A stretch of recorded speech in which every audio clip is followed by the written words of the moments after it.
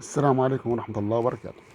في سؤال يقول لي إذا كانت دالة كثافة الاحتمال للمتغير العشوائي إكس معرفة كالآتي.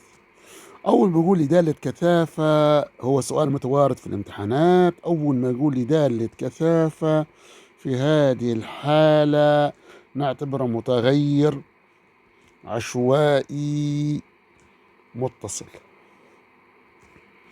أعطاني القيم بتاعته من وين لوين، هنشوفوها الآن مع بعضنا. أعطاني القيم من صفر إلى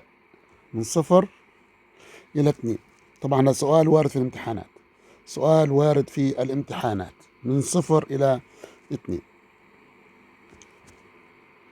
كويس، من 0 إلى 2 هذه الدالة بتاعتي، من 0 إلى 2 هذا قيم الإكس اللي هو نطاقها. في طريقة سهلة سلسة هنشوف هل هي تمثل دالة كثافة في البداية أو لا. تعال شو حطيت الدالة قدامي وهمشي هاخد تكامل وأدير الكسر وهكتب فوق الرقم 4 ناقص الدالة نفسها، 4 ناقص، شوف كيف ندير هني ألفا إكس. تمام، وهمشي للمقام هحط 6 وهمشي حدود التكامل. شنو حدود التكامل يا شباب؟ حدود التكامل أعزائي الطلاب من 0 إلى 2، من 0 كحد أدنى و2 الحد الأعلى في التكامل المحدود، وهدير يساوي 1. إذا الدالة دالة كثافة. كويس، الدالة الآن دالة كثافة. ما تنساش إن هنا درت عراد، درت عراد. تمام، تو يبي من 1 ل 3. 3 ضمن النطاق. هل 3 ضمن النطاق؟ هل 3 ضمن النطاق؟ هذه 3. هل هي ضمن النطاق؟ لا. إذا من وين لوين بناخده؟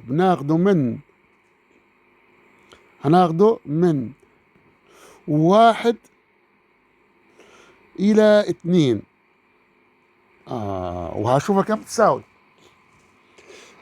تساوي. هرجع مرة تانية نفس الدالة، مش بنكتبش مرتين، وبنغير هنكتب من 1 إلى 2 ودير يساوي. عزيزي الطالب درت يساوي، طلعت لي كم؟ 0 4 1 6 6 6. تو نشوف العلامة هذه هتحولها كسر اعتيادي.